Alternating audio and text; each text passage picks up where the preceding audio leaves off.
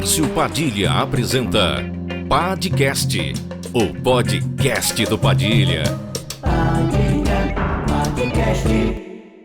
Bem-vindos de volta ao Padcast. Para quem ainda não me conhece, eu sou o Márcio Padilha. E hoje, para quem achava que eu não ia falar de Botafogo, se enganou. Vou falar um pouco de Botafogo, sim, mas vou falar de um lado do Botafogo que eu acho absolutamente fantástico. Trouxe aqui uma pessoa que vai dar uma aula sobre o futebol moderno. A gente até estava em off aqui falando um pouco sobre o futebol do passado e o futebol de hoje, e aí vocês vão entender melhor. Estou aqui com o professor Manuel Coutinho.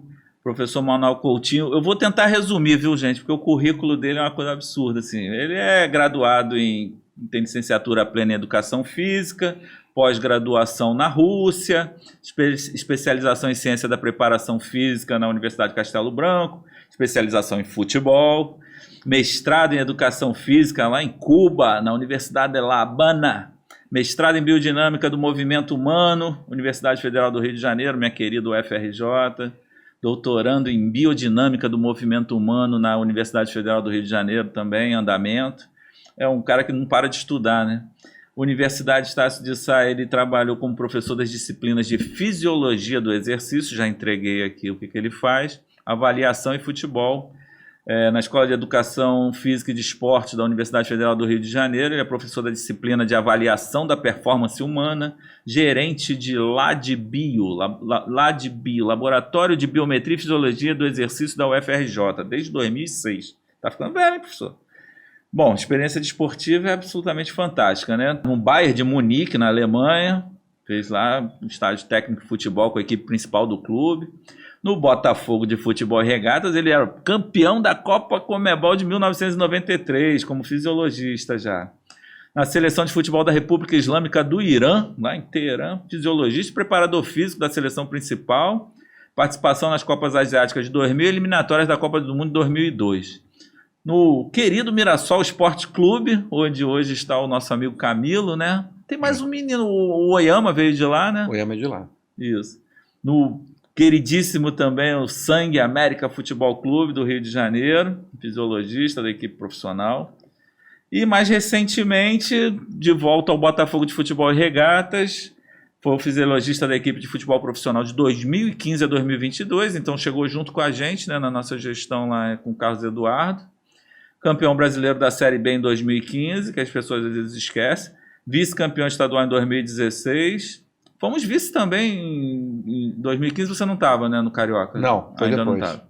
Campeão estadual em 2018. Carly, meu argentino querido, meu hermano. E campeão brasileiro da Série B 2021, um resgate sensacional, uma volta com muita maestria, né? Quando todo mundo dizia que a gente não voltava, e voltamos com campeões. Parabéns aí ao Botafogo, porra, feliz demais. E atualmente é consultor científico da Avanutri, de equipamentos esportivos, e da Upsite Global Connections, em New York, nos Estados Unidos da América. Professor Manuel Coutinho, seja bem-vindo ao Padcast. Curtiu o nome? Muito interessante. Primeiramente, agradeço a oportunidade dessa nossa conversa, né, esse nosso bate-papo, reviver aqueles bons momentos que nós tivemos lá no Botafogo, né? Isso.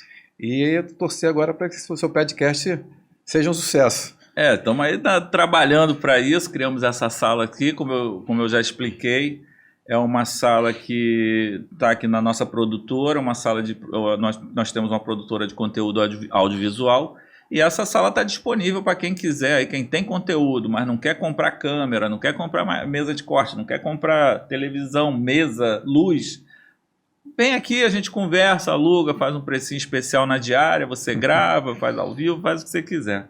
Professor, agora que eu já fiz a minha propaganda, vamos falar de uma área que as pessoas, assim, não têm noção do que é hoje um departamento, uma comissão técnica de futebol, né? Quando eu comecei a acompanhar futebol nos anos 70, ainda garoto, a gente não tinha a comunicação como tem hoje, né? A informação era bem mais difícil, mas eu me lembro assim que uma comissão técnica devia ter 6 pessoas.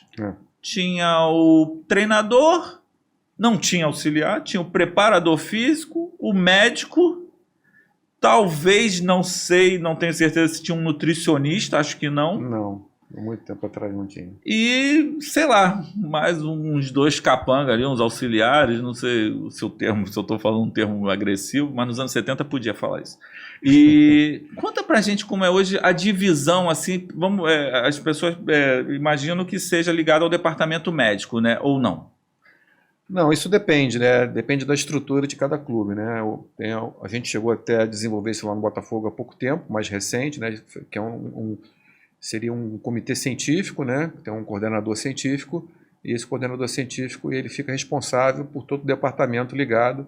Aí tem os médicos, né? Tem os fisioterapeutas, a fisiologia e a preparação física, né? Como se ele fosse um aglutinador para poder até administrar a quantidade enorme de informações que são produzidas, né? Então alguém precisa tentar organizar essas informações e poder oferecer, principalmente ao treinador, né?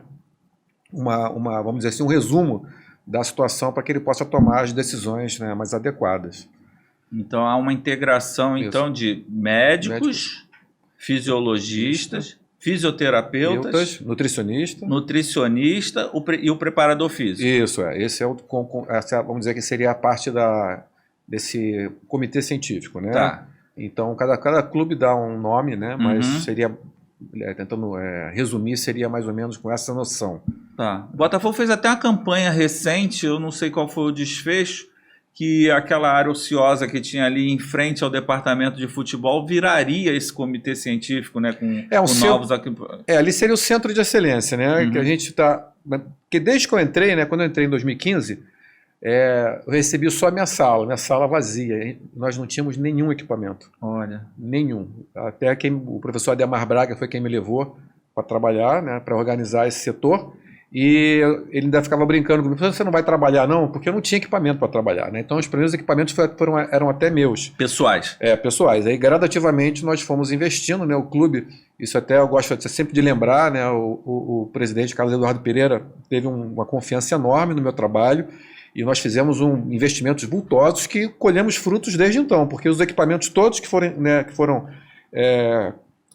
investidos naquela época, né? Eles estão até hoje funcionando e propiciam nossa estrutura hoje de fisiologia compatível com os melhores clubes aqui do Brasil. Eu me lembro que, eu não sei se é da tua área, que a gente comprou o Quinel. Isso foi um pedido meu, inclusive. Ah, viu? O Quinel, gente, para quem não sabe, é um equipamento que custa 200 e tantos mil reais. Isso.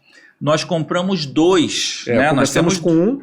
Aí fez tanto sucesso entre os atletas, né? E nós também observamos a melhoria, né? Em relação ao desempenho, a capacitação do atleta e principalmente na redução de lesão, né? Porque ele tem um trabalho diferenciado, que é um equipamento que tanto mede, né? Que era um instrumento importante para a entrada do atleta no clube. A gente tem uma referência de medida de força que nós não tínhamos.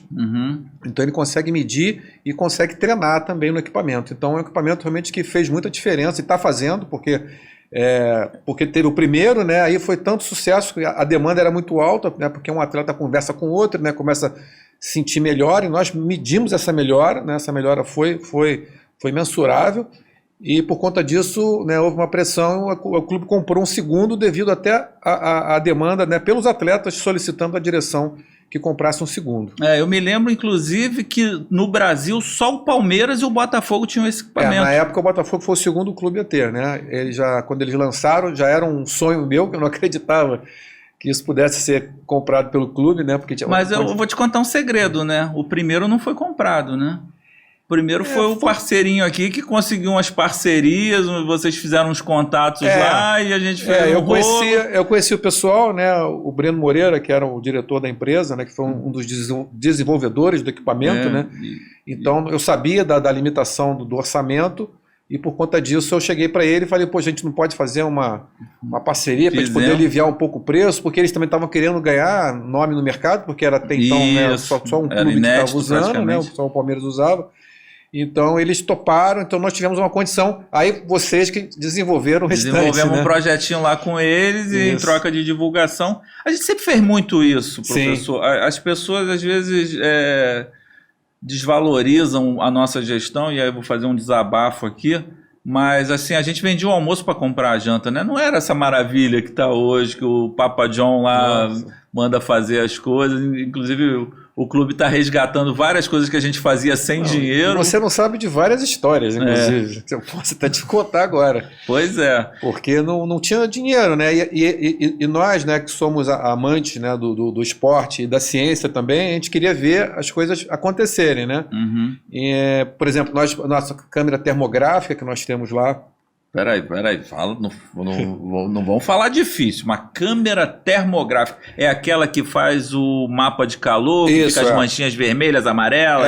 Isso. Não, essa câmera termográfica era dentro desse nosso processo de melhoria do setor, eu almejava ter esse equipamento para ajudar no processo de prevenção de lesão, né? Para a gente ter uma noção. Porque essa câmera, ela detecta umas alterações térmicas no membro inferior do atleta, e você consegue saber se tem alguma região que está mais afetada, né?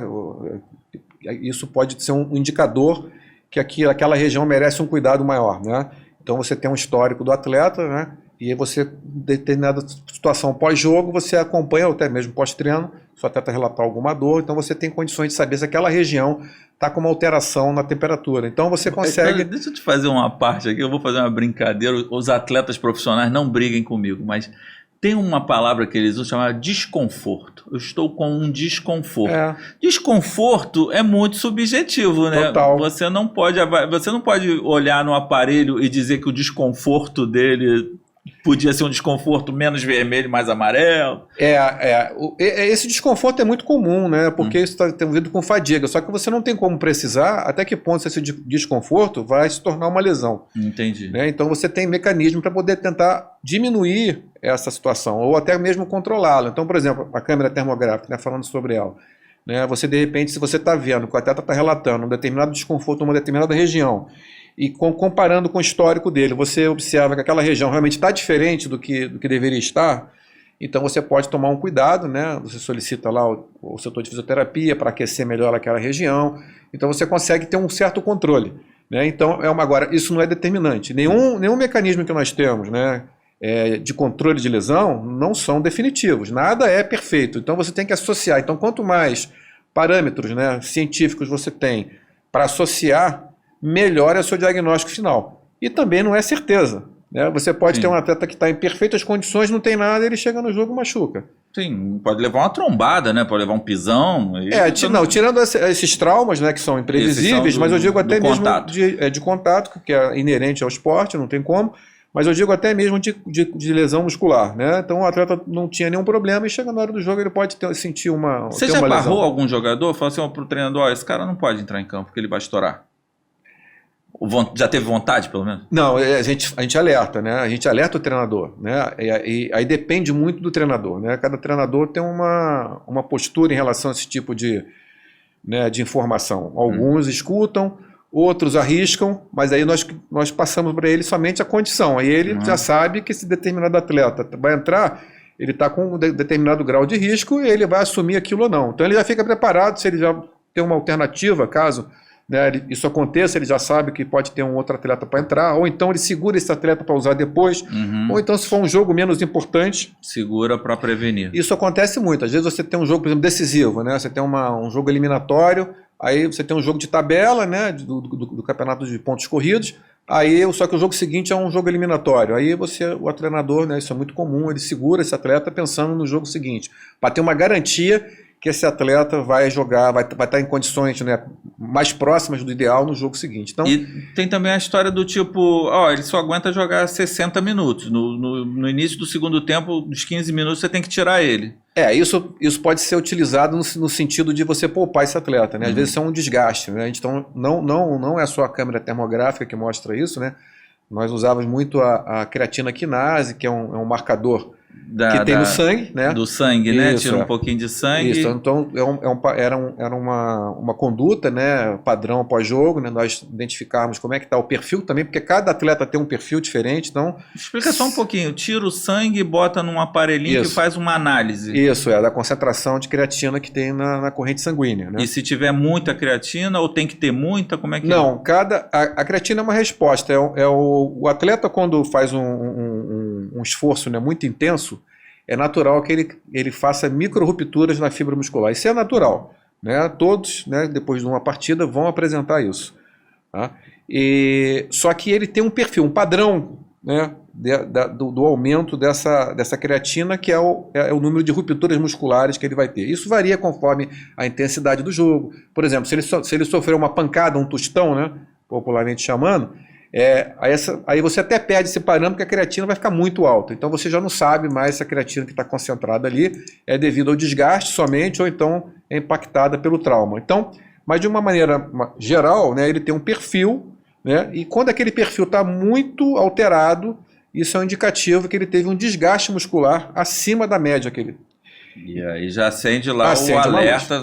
Aí entra aquilo que eu te falei. Quanto mais parâmetros acessórios você tem para poder monitorar essa condição, você vai ter um diagnóstico melhor. Né? Sempre tem um lado clínico, né, que o médico, né, avalia junto com o atleta, né, que é a resposta, né, do atleta, né, a sensação que ele está tendo, sempre é muito importante, né, talvez o mais importante, né, como o atleta está se sentindo. E então você pode juntar outros parâmetros, como até os dados do GPS do jogo, se foi muito acima, a creatina quinase, a termografia, né? Então você pode juntar parâmetros e chegar no final você ter um diagnóstico desse atleta. E você faz esse acompanhamento no dia a dia, né? Tá. Então, se esse atleta apresentar uma melhora, você consegue ver a melhora nesses parâmetros também. Então você sabe que esse atleta recuperou. Às vezes é muito comum acontecer no dia seguinte o atleta está muito mal, e no segundo dia ele já consegue recuperar. Isso varia de atleta para atleta, né? Isso, impressionante, né? Tem a ver também com alimentação, com repouso. Eu me lembro também que quem comentava, não sei, agora que um atleta uma vez falou para mim assim, cara, para a gente descansar às vezes é fundamental, porque é um desgaste. O Rodrigo Vilhena, nosso nutricionista, me disse que o Leandro Guerreiro perdia 5 quilos num jogo. É desumano isso, gente. Essa variação de perda hídrica, né, ela é muito comum, porque tem atletas que têm uma sudorese mais elevada, né? Inclusive, esse foi um projeto que eu ia começar no Botafogo agora, no último jogo contra o Guarani eu comecei a usar essa empresa, essa Upside, né, ela me manda equipamentos para eu testar e fazer um report, né, um relatório sobre o que eu achei, né?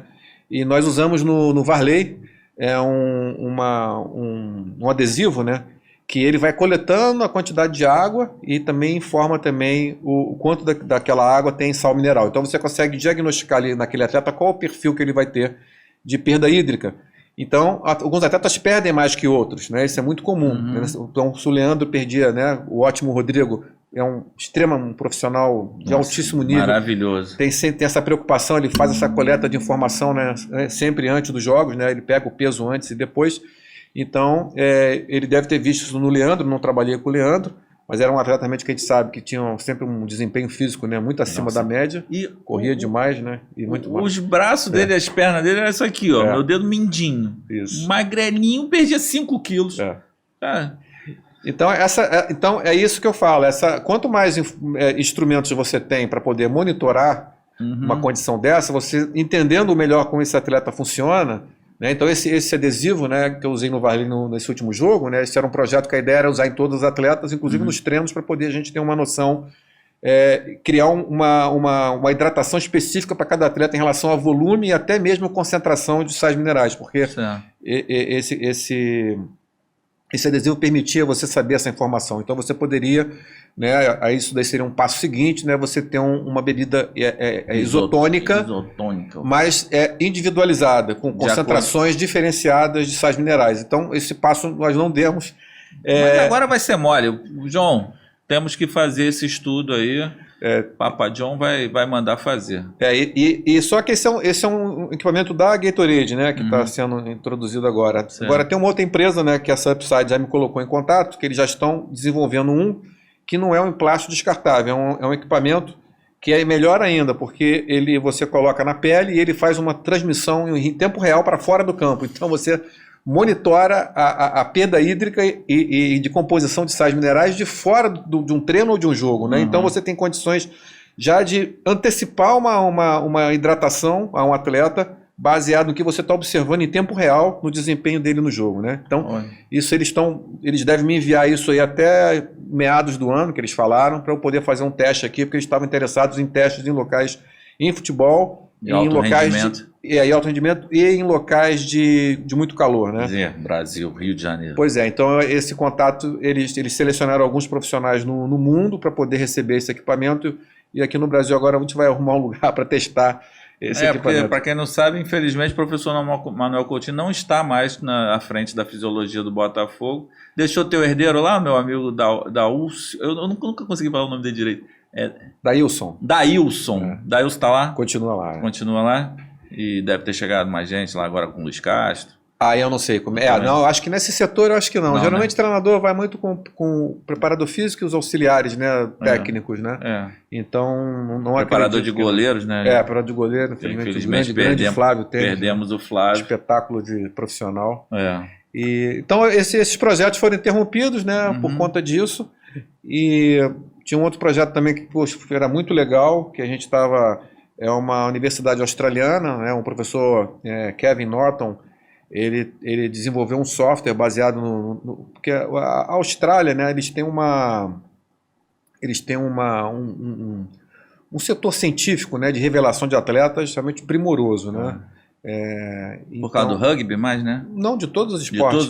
É um país pequeno, né? Um país, né, uma população, né, bem menor que a do Brasil, e é uma referência no esporte olímpico, né? Então, o professor Kevin entrou em contato comigo para nós desenvolvermos aqui no Brasil esse software que ele tem, que chama Sport Match, que é baseado em alguns testes físicos, né? Ele consegue determinar qual é o perfil do atleta para direcionar ou para um determinado esporte ou dentro de um esporte saber qual é a melhor função que ele tem, né, em relação ao desempenho dele, né? Então, de repente, baseado em algumas informações, ele vai te dizer que aquele atleta vai funcionar melhor como um velocista, como um jogador que joga no lado do campo, ou então um que tem mais resistência. Então é bem interessante isso na revelação de talento com os garotos, né? Você ter você coletar os dados, né, dos atletas e poder fazer uma seleção melhor e fazer uma orientação mais, vamos dizer assim, mais objetiva, né, do que como esse atleta pode render melhor dentro do esporte, né? Isso é um projeto agora que a gente vai tentar colocar aqui em outros clubes aqui, até mesmo oferecer isso talvez para o Comitê Olímpico, né? Porque seria sensacional você poder estender esse software, né, de coleta de dados para você poder revelar talento na escola, né? Sim. Tem uma outra coisa saindo agora que você falou um pouco do campo, tem uma outra coisa que eu me lembro que quando o torcedor viu as primeiras vezes começaram a debochar e ironizar os jogadores que eles usavam sutiã. Aí eu falei, que sutiã é esse? Eu confesso que a primeira vez que eu vi eu também achei meio esquisito. Eu falei, por que um sutiã, não sei o que e tal? Deve ter uma explicação que o professor vai dar. Mas ali atrás vai preso um aparelhinho que é primo do GPS, um irmão do GPS, não sei. É um GPS. Ou um GPS, ele é um GPS. E ele te dá alguns dados também. É o famoso Catapult, ó, propaganda aí, ó, nossos parceiros lá. O Catapult é um dos fabricantes, né, dessa tecnologia, né? São vários no mundo, né? Eu conheço pelo menos uns 10 a 15. São muitos fabricantes aqui no Brasil. Nos clubes, né, principais, o Catapult domina, mas isso não retrata o mundo, tá? O Catapult também é importante, né? Tem vários clubes importantes do mundo, mas aqui no Brasil ele é mais presente, né? Virou meio que um sinônimo, né, da tecnologia, porque as pessoas não falam da tecnologia, falam do Catapult. Aí, assim, depende, né? Tem profissionais que usam outras tecnologias, né? Que usam um cinto, por exemplo, em vez de ser aquele top, né? Que o pessoal chamava de sutiã. Mas tem uma explicação de ser aquele top para dar mais firmeza, para o aparelho não cair, não quebrar? Primeiro que você tira da área de contato, né? De repente de hora de trauma, né? No peito aqui. Aí o segundo que você consegue colocar numa região que tem menos trauma, que é nas costas, na parte mais alta. E também por causa ele tem uma antena, né? Porque justamente, né, por ser um GPS, então essa região é a parte mais alta que ele pode ser colocado dentro do nosso corpo, né? Então ali fica uma área livre, né, e bem alta. Né? Então ali é mais uma condição estratégica da posição para ele ter um funcionamento, né, mais garantido, porque o que a gente busca no equipamento é a acurácia, né, que seria a confiança nos dados que ele está mostrando, né?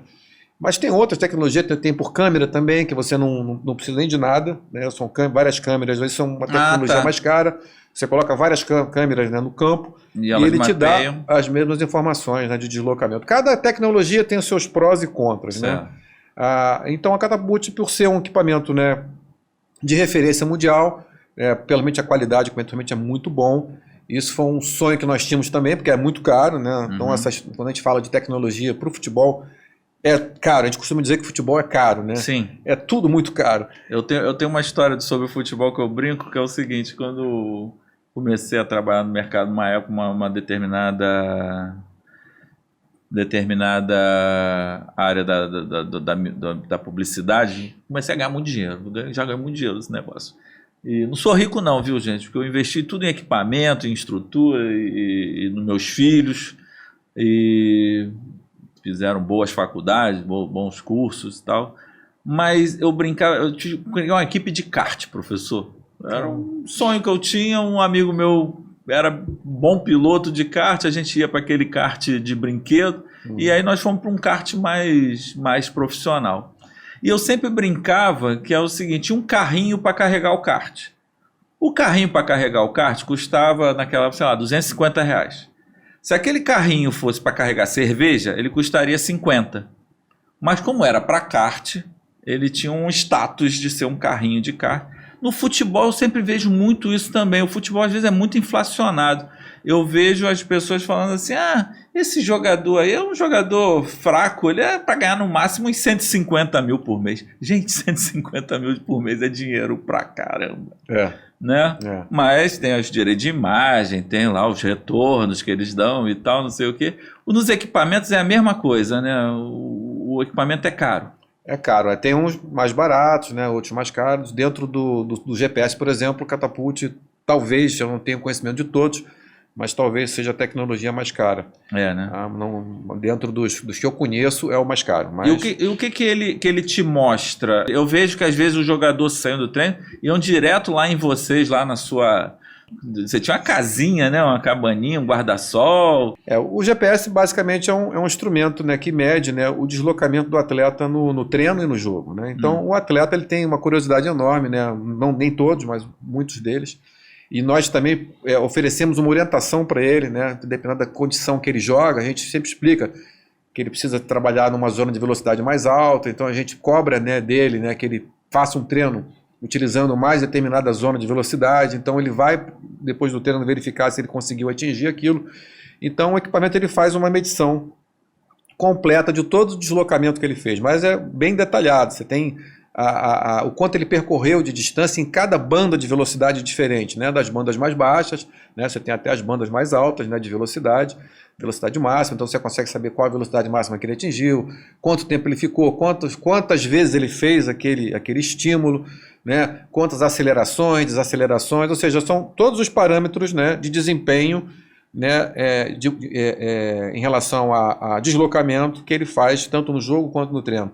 Então, isso é uma informação importante para nós, porque a gente tem uma noção do desgaste que esse atleta teve, até mesmo para acompanhar como é que está o time, né, o acompanhamento do time na linha do tempo, né, se está correndo mais ou menos. Isso também depende do jogo, isso não é uma regra, né, porque o jogo correu mais que ganhou, mas o que correu menos que perdeu. Mas a gente tem uma noção da evolução da equipe, né, se está mantendo. Então você tem... Mas o mais importante é o dado individual do atleta, né? Então, porque você pode comparar com ele mesmo. Então você tem os gráficos, né, longitudinais, que você vê a evolução desse atleta.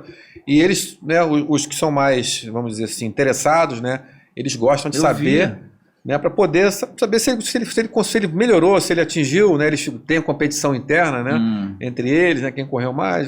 Mas isso é uma competição muito sadia. Tá. Quantos quilômetros um atleta corre numa partida intensa, assim, uma final bem jogada, assim, bem corrida? Isso varia muito, depende do jogo, né, da dinâmica atua, né, do jogo, do comportamento tático da equipe. Né? Por exemplo, uma equipe que joga numa linha defensiva, né, que joga mais esperando o adversário, é uma equipe que corre menos. Mas tem que dar um pique no contra-ataque ali. Mas são poucos. Aí você tem atletas que têm essa característica, né? De o gatito dá uma bola lá na intermediária do adversário, o cara sai correndo do meio de campo e chega primeiro que o zagueiro. Então, aí você tem que ter o perfil do atleta. Então, tem alguns que conseguem fazer, outros não. Então, por exemplo, aquele nosso time de 2017, né, era um time muito reativo, né? Então você tinha atletas ali que eram muito velocistas, que saíam da defesa e chegavam lá na área ofensiva, né, muito rápido, né, conseguiam voltar. Então são características que você só alguns atletas podem fazer, não são todos. Então está muito atrelado também a comportamento tático da equipe, né? Mas você pode estimar aí em torno de 10 quilômetros, né? Por partida. 10 km por partida é uma correria intensa. Uns correm menos, né? Eu sou uma média, né? Uns correm, obviamente, zagueiros são os que menos correm, né? Que trabalham numa faixa menor do campo, né? Então, eles, né, geralmente trabalham da área defensiva até no máximo a intermediária, né? São poucas vezes eles conseguem, né? Mas no escanteio, numa bola parada, não precisa ir correndo. Parada, pois é, isso aí depende também da dinâmica da partida. Mas se tomar um contra-ataque, tem que voltar que nem um alucinado. Tem que voltar, exatamente, né? Então, a gente controla tudo isso, né? Então, o atleta, ele tem uma noção, né, do comportamento dele, então ele sabe como é que está a condição física dele, né? Então, eles relatam muito isso pra gente depois dos jogos, saber como se eles estão bem. Pô, corri bem, eu tô sentindo bem, então... Isso é um instrumento de controle muito importante que a gente utiliza para monitorar o atleta. Cara, é muito bacana, muito interessante. Eu vou contar uma história minha agora também, porque eu tenho que contar minhas histórias, professor. Eu já levei um monte de bronca porque eu falo demais. Mas quem tem que falar, quem é o artista aqui, o entrevistado, que é o importante. Mas eu tenho umas histórias engraçadas. Me convidaram no final de ano para jogar o futebol master. Ah, Padilha, porque, porra, você incentiva tanto teu time de master, não sei o que e tal, tanto profissional quanto de sócios. Eu falei, então eu vou jogar no de sócios lá, que eu sou sócio, né? Botei a minha gloriosa camisa 9, centroavante, banheira, vou ficar ali só no impedimento. Rapaz, aquele campo é muito grande. É um latifúndio. Aquele negócio, eu dei o primeiro pique atrás de uma bola. Dei o segundo pique atrás da bola. Resolvi ficar mais adiantado na banheira mesmo, não tinha bandeirinha. Cara, veio a terceira bola, eu levei uma trauletada por trás, o cara me atropelou, eu não vi nem a placa do caminhão. Fiz o meu sinalzinho, gente. Substituição. Isso não é de Deus, não. Um atleta de alto rendimento tem que estar muito bem preparado, né, professor? Hoje em dia o esporte mudou muito, né? Isso não é só o futebol, né? Você vê também nos outros esportes, né? A força, a intensidade com que é jogado, todos os esportes atualmente, né? É uma coisa absurda, né? Você vê, por exemplo, na época da pandemia, né? Eu assisti todos os jogos a Sport TV passou todos os jogos, né? Das Copas Antigas, das Copas Antigas, né? Aquilo é uma aula de percepção de como o futebol mudou, né? Evoluiu. Como era tão lento, né? E você vê a evolução, é muito clara, né? Nas Copas, né? De 58, 62, né? Até chegar na Copa de 70, que o Brasil foi considerado, né, o melhor preparo físico. Então, antes de vocês falar de 70, eu vou falar de 58 e 62. Pois. Todo mundo sabe da minha relação, que eu sou apaixonado por Newton Santos, né? E eu tive a oportunidade de conviver com ele. Era muito engraçado, que ele tinha um Alzheimer, né? Então, assim, ele não lembrava da gente que ia lá toda semana. Não lembrava mesmo. E eu não me incomodava com isso, para mim não fazia a menor diferença. Mas se o Zagallo, Adalberto, o Kaká, que era um lateral direito que jogou com ele, que ia visitá-lo todo sábado, quando chegava lá, eles começavam a contar as histórias. E o Newton falava um negócio que era o seguinte, que ele odiava a tal da ginástica. Porque a ginástica deles era fazer aquele canguru, que se faz muito no exército, de ficar subindo no próprio joelho, subir e descer arquibancada e vir correndo que nem um louco. Não era uma preparação física apropriada para o futebol específica, como é hoje. Então o Newton só falava assim, cara, eu quero jogar bola, eu não quero fazer ginástica. Mas aí chegou o Paulo Amaral depois, né? Eu acho que ele foi um dos precursores, né, da preparação física mais, digamos, organizada, né? E aí, de 70, conta pra gente, Manuel Coutinho. Você tinha o seu xará lá, né? Seu parente? O treinador, não é? Cláudio Coutinho era o treinador, mas ele é um profissional que veio da preparação física, né? Uhum. Ele era da Escola de Educação Física do Exército, né? O capitão. E teve o Admildo Chirol, auxiliado pelo Carlos Eduardo, pelo Parreira, né? Carlos Alberto Parreira. Então, você tinha ali, né, profissionais de altíssimo nível. E por conta disso, a seleção tinha realmente fez um trabalho físico sensacional e foi eleita a melhor preparação física da Copa. Desculpa, mas tinha um negócio da altitude também, não teve uma preparação por causa da altitude? Da Cidade do México, eles viajaram, né, fizeram uma adaptação à altitude, né? Uhum. Então realmente o desempenho foi muito bom. Mas mesmo assim, se você olha, né, os jogos da Copa de 70, você vê uma diferença enorme para os jogos, né, que são feitos atualmente, né? o campo, né, é menor, então a intensidade é absurda, né? O que os atletas hoje correm, né, nas bandas mais altas de velocidade, que a gente chama, é perceptível, né, quando você assiste um jogo, né, daquela época para um jogo de agora. Teria como botar uma câmera mapeando o Jairzinho, por exemplo, para ver a diferença? Que o Jairzinho era um furacão. Não, o Jairzinho, inclusive, você via nos jogos a diferença, né? A genética dele sobrava, né? Ele era um atleta absurdamente forte, né?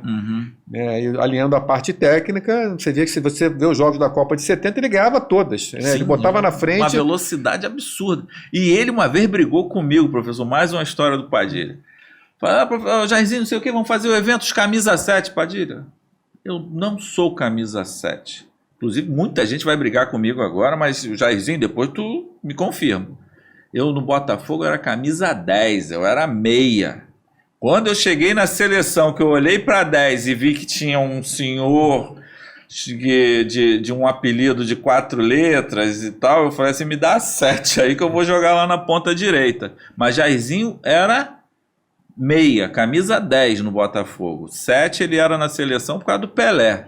O nosso 7 era Zequinha, eram outros jogadores. O 9, Roberto Miranda, que também foi para a seleção, né? Sim, Mas o Jairzinho era um vigor físico, né? Até hoje, né? Você vê que ele é um... Mas o craque joga em qualquer lugar, né? Não, eu vi outro dia uma discussão, até só te interrompendo mais uma vez, alguém dizendo que se o Pelé jogasse hoje não teria o mesmo desempenho, mas que se o Neymar jogasse naquela época, o Neymar ia fazer 10 gols por jogo. Eu não sei qual é o critério que as pessoas fazem esse tipo de comparação, que são dois futebols, seria o plural de futebol? São 2 jogos diferentes, né? São 2... O Pelé fisicamente era absurdo. Também, né? Eu acho que é bem difícil. Eu acho que o Pelé era extraterrestre, né? Isso. Fisicamente, né? Muito forte. Não né? tem comparação. E agora você... Às vezes as pessoas querem fazer essas analogias, né? De tempos, né? Não tem como. É difícil comparar. É a mesma coisa também se você traz o Pelé para o jogo de hoje, né? Seria mais difícil, mas também ele ia ter toda a tecnologia para poder ser fisicamente superior ao que ele foi. Imagina o que esse negócio ia fazer com alimentação, toda essa preparação física, não sei o quê. O que há de mais legal hoje é que você consegue estender a vida do atleta. Isso que eu acho que é o mais formidável, né? Você vê que tanto atleta terminou a carreira muito cedo, como o caso do Zico, né? Então hoje você tem uma tecnologia, né, que você consegue hoje estender mais a vida atlética, né, do jogador. Então isso eu acho que talvez seja um dos maiores benefícios, né, da tecnologia, né, que é você poder oferecer isso ao atleta. Pois é, e além nós falamos do catapult, falamos da enzima, creatina. Falamos da sudorese, né, do controle do suor. E o que mais vem por aí? Não tem limite isso, né? Não tem, né? Conforme você vai diminuindo, né, o tamanho dos equipamentos, né, que você usa para medir, né, daqui a pouco vão estar colocando um chip debaixo da pele e vai estar transmitindo as informações todas em tempo real. Né, porque não está muito longe disso. Né? Você já até escuta falar que tem até experiência já com isso, né? Impressionante, né? E o futebol é um esporte de alto desempenho. Eu vejo algumas vezes pessoas falando assim, porque o jogador tá cansado, as pessoas não sabem o que é aquilo, né? Um desgaste... O desgaste é muito grande, né? Às vezes eu tenho até amigos, né, que falam, esse negócio de poupar jogador... Né? A gente tem que ter atletas que precisam ser poupados, né? Até porque também nós chamamos isso de individualidade biológica, né? Porque a recuperação de um atleta não é a mesma de outro. Isso. Tem atleta que consegue se recuperar mais rápido e outros não. Então tem atleta que tem um perfil mesmo de recuperação mais lento. Isso é uma característica natural. Então você não tem como brigar contra isso. Então o que você tem é realmente utilizar recursos para poder auxiliar, para melhorar essa recuperação, acelerar essa recuperação, como nós temos lá. Isso é uma outra vertente muito interessante. Quando eu estudei na Rússia, né, só se falava em preparação física. A Rússia tem uma história com doping lá também, que tu não se meteu não, né? Não, mas eu tive aula disso, eles falavam disso daí abertamente. Até você ficava olhando aqui, esses caras estão falando isso mesmo? Eles falavam abertamente o que eles usavam, como é que faziam, era aberto. Né? Eles não tinham constrangimento em falar. Então estão punidos pelo Comitê Olímpico Internacional merecidamente, né? Isso não é uma situação, vamos dizer assim, como é que eu vou explicar? isolada. Isso é de governo, né? Uhum. Isso é um modus operandi de governo. Isso faz parte da estrutura. Tem um filme, inclusive, na Netflix, que é muito bom, que aborda essa situação, né? Então, eles explicam, né, como foi feito todo o processo de doping em Sochi, né, que houve o recorde histórico da Rússia, né, em resultados em Olimpíada de Inverno. Eles mostram, né, como foi feito todo o processo de doping, de desvios, de como manipular as amostras, né? Então, o filme é muito interessante. Daqui a pouco eu vou lembrar o nome do filme. Então, isso mostra que era uma prática de Estado mesmo, não é isolado, não é um treinador que vai e faz, é uma política de Estado. Então, quando eles fizeram isso, né, para ter chegado a fazer essa punição, é porque eles tinham muita base para poder punir, né? Era muito rico de provas, né? Mas, em compensação, além disso, eles também tinham muito investimento em tecnologia, né? Aquela história do Rock, daquele lutador que era um cara de laboratório, é plausível aquilo? Não, aquilo é engraçado. Essa foi uma das curiosidades da minha viagem, né? Nós tínhamos uma ideia, né, daquilo que era mostrado no filme, mas quando chegou lá não era nada daquilo. Eles são muito rudimentares nos equipamentos, eles não têm preocupação com estética, com design. É tudo muito grosso, mas é tudo muito funcional. Eles fazem lá na época, né, isso não deve ser mais assim, mas a preocupação deles era construir alguma coisa para durar. Então aquilo era feito para durar. Tá? Então, era robusto. Robusto, feio, mas funcionava e era para funcionar o resto da vida. Entendi. Tá? E tem até um aspecto ambiental, né, que é legal, né? Eles faziam o equipamento para durar, para ser durável. Então, quando nós chegamos lá, nós tivemos acesso aos melhores laboratórios e não tinha nada daquilo que no filme tinha. O filme queria passar uma alta tecnologia, não. Eles têm a tecnologia, sim, claro, né? Muito conhecimento, muita informação, mas não tinha aquela apresentação que o filme passa. Isso daí foi uma das coisas que mais marcaram, que você tem uma expectativa, né, por aquilo, mas não era nada disso. E lá era voltado para o futebol só, ou você fazia também? Eu fui fazer um curso de preparação física para atleta de alto desempenho, então era uma situação mais geral. Mas o que eu ia falar é que naquela época não se falava em recuperação.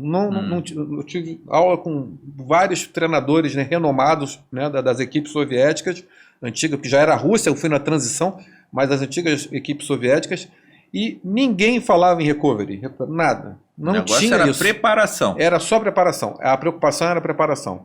E hoje em dia, né, isso, né, se torna, né, devido até a esse aumento da intensidade do esporte, tanto a intensidade quanto a frequência, né? Você vê que são jogos, né, com uma sequência, né, você joga, né, sem parar 3 vezes, né, por semana às vezes, e o desgaste é enorme, né? E você tem que ter uma demanda muito, tem uma cobrança para ter uma demanda muito alta.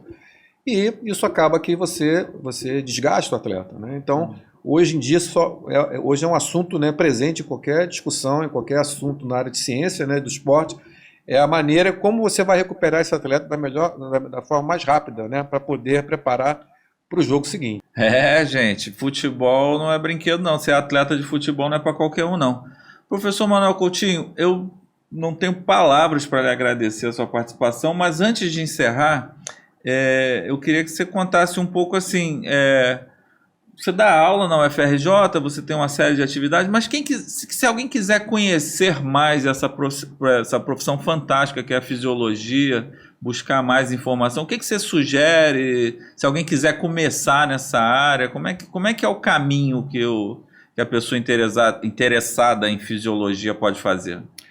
Hoje em dia, nós estamos no melhor dos mundos, né? Porque, né, na minha formação, né, educacional, a dificuldade de informação era muito grande, né? Hoje em dia, um artigo sai publicado em qualquer lugar do mundo, no dia seguinte, se isso foi publicado, você tem um acesso à informação praticamente instantaneamente. Então, não é falta de informação. Hoje você, né, qualquer um que queira se interar sobre o assunto, né, determinada área, é muito importante o conhecimento em inglês, porque os artigos são publicados na língua inglesa, né, então isso daí é fundamental. Para você, que se você quer ter acesso a uma informação nova, essa informação certamente está em inglês. Né? Então isso vamos dizer assim, é uma prerrogativa, né? Você tem que ter essa condição. Então, agora, na relação à educação formal, né, você tem que estudar educação física, né, que é a disciplina, né, mais específica da área, e existem cursos, né, por exemplo, esse laboratório que eu gerencio, né, na UFRJ, né, que tem o professor Fernando Pompeu como chefe do laboratório, responsável pelo curso. Nós temos um curso lá que é chamado Ciência da Performance Humana, que é um curso né, com base em fisiologia do exercício, né? Então, existem cursos, né, específicos para que a pessoa possa se capacitar. E tem que estudar, porque hoje em dia a velocidade, né, da produção de conhecimento é muito alta, e equipamentos também. Por exemplo, esses equipamentos todos que nós conversamos aqui agora, eu não tive nenhum contato com isso na minha formação, né? Então, eu tive que aprender na prática, né, porque nada disso a gente nem imaginava que isso ia existir, né, na minha graduação, né? Então, hoje em dia é mais fácil do que foi para mim, né, por conta dessa facilidade do acesso à informação. Tá. E o senhor tem redes sociais, tem alguma coisa que você posta sobre conteúdo, sobre o que você está fazendo, que a gente possa acompanhar? É muito pouco, né? Eu né, com essa, né, nessa situação do Botafogo, nós estávamos lá desenvolvendo tecnologias novas, né? A Avanutri, né, foi uma empresa que chegou, né, a nós para poder apoiar o Botafogo, e ela teve essa ideia de desenvolver produtos, porque esses produtos de recovery especificamente não tinha aqui no Brasil. Então todos os nossos equipamentos eram de fora. Então quando quebrava tinha que mandar para fora, né, a maioria deles. Então eles se aproximaram da gente para a gente poder desenvolver essa tecnologia. Então, por conta disso, dessa aproximação, eu comecei a usar a rede o LinkedIn, que é uma rede, né, mais de profissional. Negócio, então, lá que eu costumo postar alguma coisa ligado mais a essa área específica da fisiologia, de recuperação, que tem a ver mais agora com a Avanutri e com a Upside, que é uma empresa também que me cobra isso, né, em relação à experimentação de produtos novos e a resenha sobre essa experiência. Tá, então no LinkedIn lá é só procurar o professor Manuel Coutinho. Manuel Coutinho, né? Fisiologia, Botafogo, vai achar. Confesso a você que eu não sou bom de redes sociais, né? Não tenho nada disso. Então, ninguém é perfeito, ninguém é completo, né? Eu fiz essa do LinkedIn, foi mais uma obrigação, né? Esse amigo, mas você tem que ter, porque a gente precisa, né, ter uma referência. Mas vamos fazer a propaganda da Avanutri e da Upside. Eles têm, né? Provavelmente as redes sociais. Ah, sim, eles têm. Eu vou pegar depois a gente bota aqui embaixo, aqui na mesinha. Aqui, a Avanutri realmente ela tomou um espaço que no Brasil, né, você não tem. Porque... Apesar do nome Avanutri, mas não é nutrição, né? Não, porque era, né? Porque a empresa acabou que ela mudou de vertente, né? Por conta era uma empresa que foi criada para essa área, né? Não era nem produto de suplementos alimentares, não. Era uma empresa de equipamentos de apoio ao nutricionista, como software, como equipamentos de antropometria, que são empresas de medidas corporais. Mas aí, quando essa aproximação do Botafogo fez com que eu convencesse ele a nos ajudar, e ele ajudou também, porque ele começou a desenvolver essa linha. Hoje ele é único no Brasil, né, com equipamentos nacionais, com essa linha toda. Então certamente isso vai ajudar muito o desenvolvimento do esporte nacional, porque você vai ter um equipamento, né, com um custo menor, equipamento de altíssima qualidade, que a gente já experimentou isso, a gente pôde constatar isso na nossa prática, e com manutenção aqui, né, que é o mais importante, né? A gente teve uma série de problemas lá no Botafogo por conta disso, né, porque quebrava, não tinha como arrumar aqui, tinha que mandar para fora. Então, quando fazia isso, era praticamente um mês perdido, né? Então, isso faz falta no nosso dia a dia. Então, ele veio preencher isso e eu dou esse suporte técnico para ele, o desenvolvimento dos produtos. Eu me lembro de um aparelho que a gente fez uma permuta também, eu não sei se era da fisiologia ou da fisioterapia. Era uma bolsa, enfiava a perna. É com ele. E aí passava água gelada na temperatura correta, comprimia, fazia uns efeitos, é isso, né? Ele tem nós temos dois tipos de equipamento. Tem a gente chama de botas de compressão pneumática, né? Que é uma bota que você coloca, ela pega a perna inteira e ela faz um movimento movimento de pressão controlada, né? Como se fosse uma massagem, né? E o objetivo disso é auxiliar na velocidade da recuperação do atleta. E também tem uma outra, que é um equipamento mais novo que ele está lançando, que que é um equipamento que chama CrioSport, que ela é esse mesmo princípio, só que passa uma corrente de água gelada, né? Então ela mantém a temperatura baixa, e isso daí, por exemplo, aquele gelo, né, que a gente fazia, né, pós-jogo. Né? Aquilo é desumano. Pois é, então aquilo você vê que quando a gente viajava, né, a logística para isso era muito complicada, arrumar banheira, arrumar gelo. Então nós desenvolvemos agora uma bota dessa, né, que pega a perna toda, só que você consegue, em vez de fazer o gelo, né, esse equipamento joga uma água próximo de 0 grau, que é a mesma coisa que você está fazendo numa banheira de gelo, né? Como é que então tem um nome técnico essa banheira? Crioterapia. Crioterapia. Aquilo é desumano, velho. Isso o pessoal sofre bastante. Acho que talvez seja o que o jogador profissional mais odeia, fazer essa banheira. Nossa, que terrível. Bom, então vamos fazer umas propagandas aqui. Então a Vanutri, o ser humano que não tem esse tipo... Eu, por exemplo, que subo e desço escada, que você viu que são 6 andares. Posso ter um aparelho desse em casa ou é uma coisa pode, impensável? Mas não tem utilidade, né? Não. Isso é muito, muito específico. Essas botas, inclusive, foram mais desenvolvidas, né? As mais antigas, né? Para pessoas que tinham problema de circulação, né? Então isso daí tem uma função terapêutica nessa área. Isso acabou sendo adaptado para o esporte. Tá. Então a única utilidade seria pessoas com problema circulatório, que tem recomendação médica para fazer algum tipo de tratamento que possa ter um estímulo externo para poder melhorar a circulação. Essas botas têm essa função. Tá? Tinha um que eu me lembro, também acho que não era. Esse eu acho que não era seu, acho que era do Flavinho e do Fabinho da fisioterapia, que era um que dava choquinho, aquele globus. Isso, nós utilizamos esse equipamento para recuperação também. Mas é uma eletroestimulação. Esse os jogadores compravam.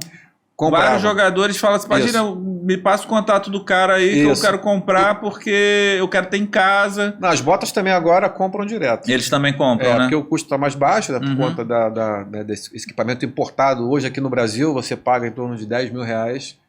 E o dele é metade do preço, né? Então aí facilitou muito. E eles tiram umas fotos, botam no Instagram, tem aquele descontinho. Tem, certamente. Então, pessoal, aí, quem quiser ser um atleta de alto desempenho, um peladeiro de alto desempenho, tiver uma boa rede social, de repente consegue um contato. Entra lá na Vanutri e tenta a sorte. Tem umas pistolas também que nós chamamos de percussão, que são interessantes.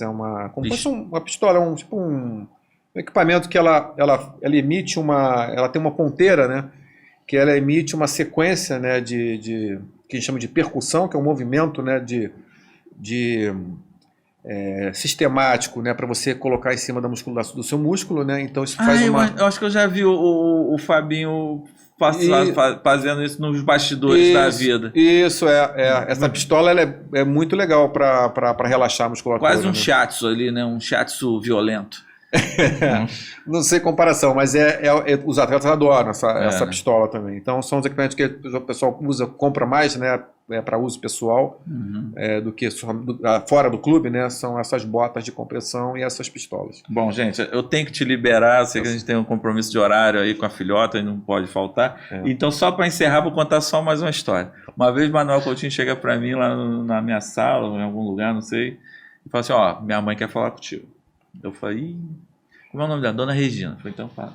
Oi, Dona Regina, tudo bem? Olha só, Padilha, vou te falar uma coisa.